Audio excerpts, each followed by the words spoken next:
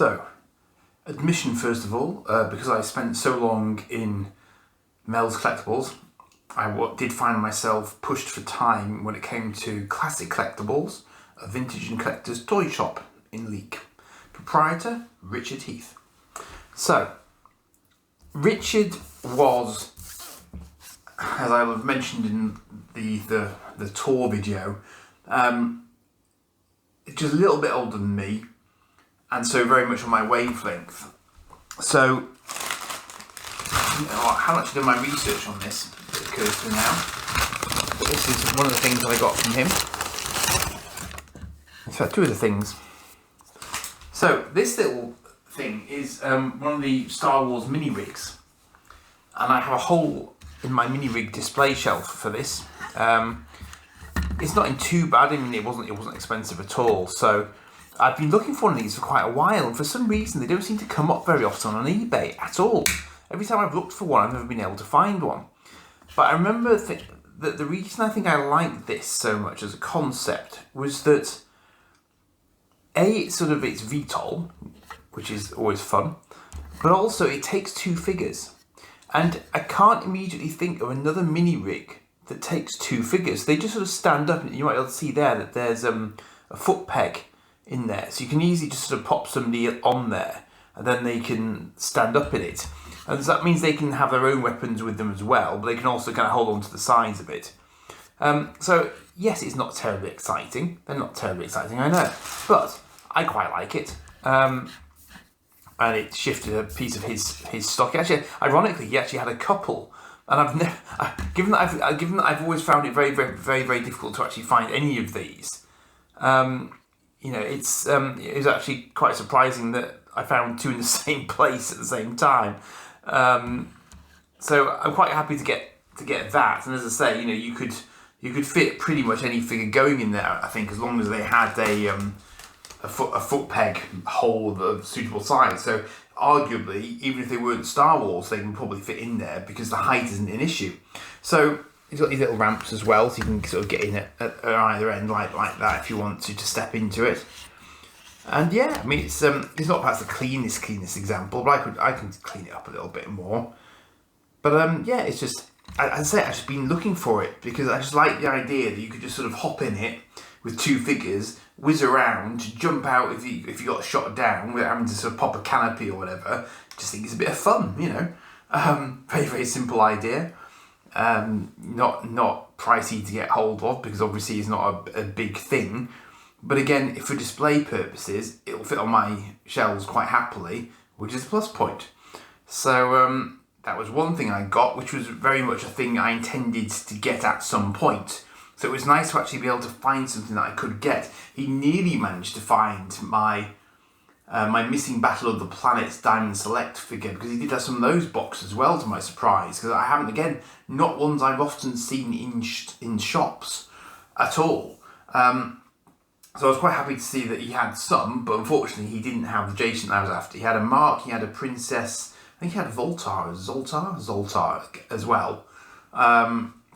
But unfortunately, as I say, not the exact one that I was after. So there was that. Now, I already have mini rigs, but you might recall from the introductory video that I did say I was going to try and pick up things I hadn't ever had before. And this is a proper vintage thing that I have never had before, and that I never had growing up. I never had a single item of this particular merchandise line growing up.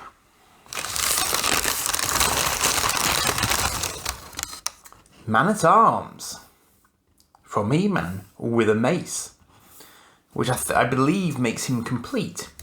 Also armour. And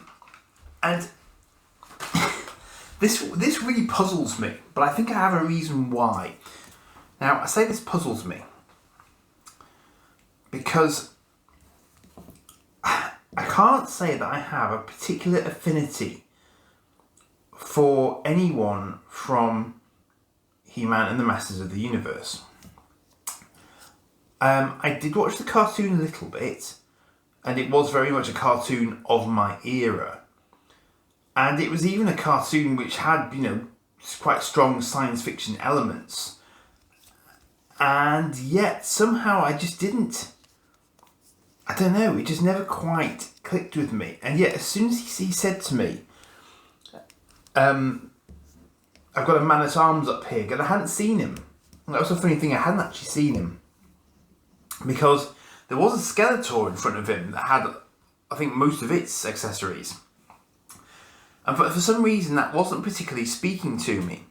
But as soon as he said man-at-arms, I said, yeah, that one. Go for that one. And I thought about it afterwards, and I think the reason is that man-at-arms didn't have any mystical powers. He wasn't super-powered, that I'm aware of. All he had was his tech and his wits. And I think that was something that I appreciated about him. I remember him having these sort of gauntlet blasters, obviously being good with tech. But I think I appreciated the fact that other than that, he was just sort of getting on with his job, which was to look after the royal family, basically. So I think that was what sort of struck me is him being slightly different to all the other sort of monsters and all the rest of it, or people who were, sort of mystically imbued in some way, shape or form, because he was just a bloke doing his job using the tech that he had available to him. So I'm just looking at his articulation now because I'm not really that familiar with what they can do, but I can feel the elastic band in there because you can feel his legs wanting to sort of come back to position. I suppose in this, I'm kind of used to ball joints now, but of course he hasn't got that. He's just got an elastic band in there, from what I recall from repair videos. So I think those are sort of, but I mean he's got good stiff joints there on his arms. So posability is no problem at all. He's got head movement as well. Quite a rubbery head actually. I think I was expecting a more solid, but his helmet's quite soft. It's nice. I mean, he's quite well detailed. His arms are a bit sort of Hulk-esque, but apart from that, so I'd be interested to hear what other people thought of the He-Man figures, because I know obviously there's a massive collector's kind of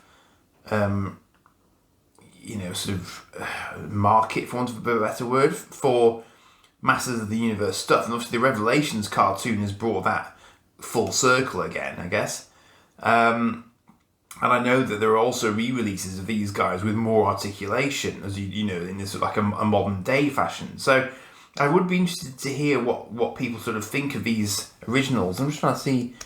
Yeah, so he's got a sort of so his torso's on a band as well. So that wants to come back when you. I wonder if that's actually like an action gimmick thing. They've done that, so you can't go one way, but you can go the other way, and it just sort of flicks back. Okay, I mean, I could see why they did so well, because they're quite a good size as action figures go, and he stands up quite happily. Yeah, so I mean, I don't think I particularly want to get any more, because as I say, this was just a thing that I have never ever possessed before. I've never had any He-Man at all. So this is my first and possibly only example of a He-Man figure, and it is interesting, and I can see why people would go for them if action figures were your thing. I personally think what I tend to find is I go more for vehicles, and particularly spaceships, than I do actual action figures. But he's nice. I do get it now a little bit more, I think, perhaps than I did before. You might have just caught a glimpse as well of this, because I laughed when I saw this and I thought I must pick this one up, because obviously it would be rude not to, given my past history with that bit that does that. So yeah, yet another variant of the Blue Thunder chopper that is in no way blue and allegedly not that thunderous, because this is just like this is a sheriff. This is a sheriff's helicopter, apparently. Yeah, totally not a Blue Thunder toy at all. No, it's a sheriff's helicopter with a chain gun on the front. Yeah, it's perfectly fine. Perfectly acceptable for a sheriff's helicopter to have a chain gun. Yeah, okay. Right, good. Moving on. Now, so strangely, despite there being a lot of really nice box stuff in there, as I say, I was quite short on time and I was trying to take it in. I had a very nice chat with Richard whilst I was there. And The only other thing that caught my eye was this. Now, this is not a book I've ever seen before. It's kind of, it could almost be an annual, but it's more akin, I think, to an art book. And the question that I have about this one, because I haven't actually opened it yet, and I'm about to, is whether or not this is a Chris Foss sort of era book, or whether it's somebody that came before him.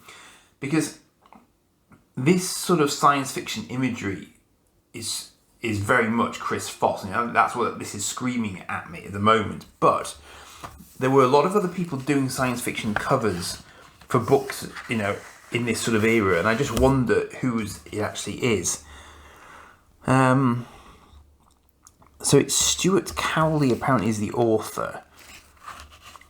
I'm just having a quick flick of the what do you call the sleeve that goes around books? It'll come to me in a minute. Dust cover, that sort of idea. I'm just having a quick flick through.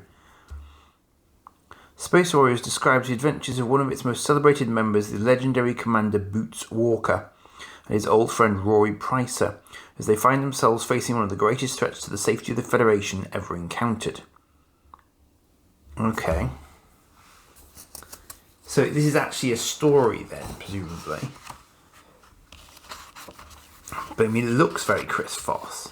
But is it going to tell me, I wonder? It's 1980. Is it going to Dean and Son Limited? Is it going to tell me who the artist is, I wonder? Acknowledgements. The illustration material for this book was supplied by Thomas Schluck, Garbsen, Germany, who is the agent for the following artists. David Hardy, pages, Eddie Jones, George Jones, Nico Coilers, Eric Ladd, Paul Lair, Carl Lundgren, Blair Wilkins. So there's no mention of Foss there. There's no mention of Foss, which is interesting. So it sounds like they are artists from Germany then, and whether they've actually done these images specifically for the book, or if it's just as a sort of,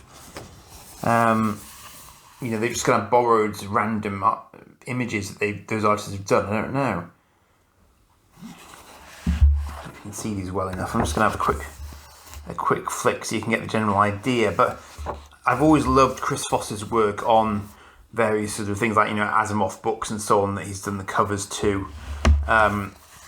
Got loads and loads of time for his sort of style of artwork from this sort of era.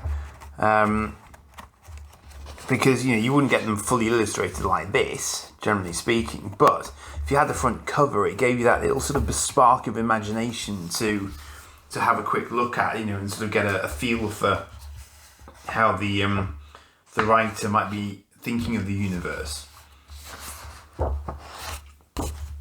This is pretty cool. It's definitely it's not quite on Foss's level. It's good, but it's just not quite as exciting as his stuff. I think it's fair to say. It's a little bit more pedestrian. There's definitely some. There are some that are more similar than others. But yeah, it's interesting. It's interesting. It's really an interesting format. I mean, it's not dissimilar to some of the annuals that were around at this sort of time. But to get a sort of a long form story in a sort of an illustrated hardback book like this, like an annual, that's quite novel, I think.